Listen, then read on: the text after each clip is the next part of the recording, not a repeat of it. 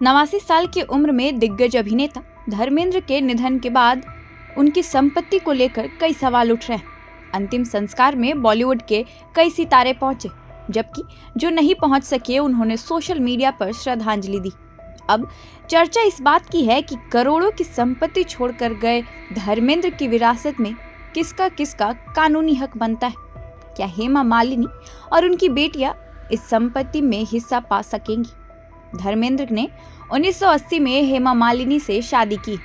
उस समय वे पहले से ही शादीशुदा थे और पहली पत्नी प्रकाश कौर से 4 बच्चे सनी देओल, बॉबी देओल, अजीता और विजेता के पिता थे। बिना तलाक लिए दूसरी शादी हिंदू विवाह अधिनियम के तहत अवैध होती है। इसलिए वर्षों से यह चर्चा रही कि क्या धर्मेंद्र ने धर्म बदलकर हेमा से शादी की थी।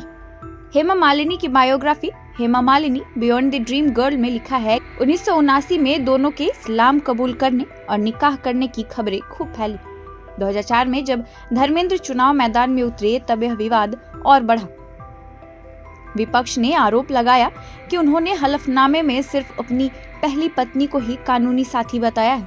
जब हेमा मालिनी से इस पर सवाल किया गया तो उन्होंने इसे निजी मामला बताते हुए टिप्पणी करने से इनकार कर दिया। हेमा मालिनी के बायोग्राफी के अनुसार धर्मेंद्र ने 2004 में एक इंटरव्यू में कहा था, ये आरोप पूरी तरह झूठे हैं, मैं अपने फायदे के लिए धर्म नहीं बदलूंगा। हालांकि सोशल मीडिया पर एक कथित दस्तावेज उनके धर्म परिवर्तन का सबूत बताकर वायरल हो रहा था। अगर धर्म परिवर्तन नहीं हुआ था तो कानूनी रूप से हेमा मालिनी की शादी मान्य नहीं मानी जाएगी और इस स्थिति में उन्हें धर्मेंद्र की संपत्ति पर अधिकार नहीं होगा। यदि पहली पत्नी जिंदा हो और तलाक नहीं हुआ हो तो हिंदू विवाह अधिनियम के तहत दूसरी शादी अमान्य होती है। ऐसी स्थिति में दूसरी पत्नी यदि धार्मिक रूप से विवाह वैध तरीके से न हुआ हो, संपत्ति पर दावा नहीं कर सकती। लेकिन यदि धर्म परिवर्तन करके वैध रूप से निकाह हुआ है तो मामला अलग होता और हेमा को कानूनी अधिकार मिल सकता है। अब बात रही कि क्या उनकी बेटियों को हिस्सा मिलेगी, तो हाँ, सुप्रीम कोर्ट के अनुसार अमान्य विवाह से जन्मे बच्चों को माता पिता की स्वअर्जित और पैतृक संपत्ति पर पूरा कानूनी हक होता है। इसलिए ईशा देओल और अहाना देओल धर्मेंद्र की संपत्ति में हिस्सेदार का दावा कर सकती हैं। धर्मेंद्र लगभग 400 से 450 करोड़ रुपए की संपत्ति के मालिक माने जाते हैं। अब बंटवारा 2 स्थितियों पर निर्भर करेगा।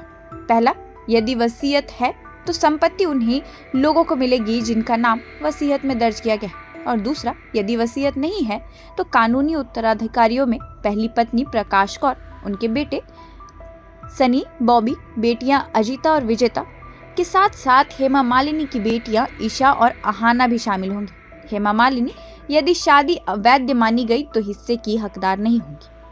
फिलहाल इस वीडियो में इतना ही। ऐसे ही और वीडियोस के साथ आपके बीच आते रहेंगे, तो देखते रहिए प्रभात खबर डिजिटल। धन्यवाद, शुक्रिया।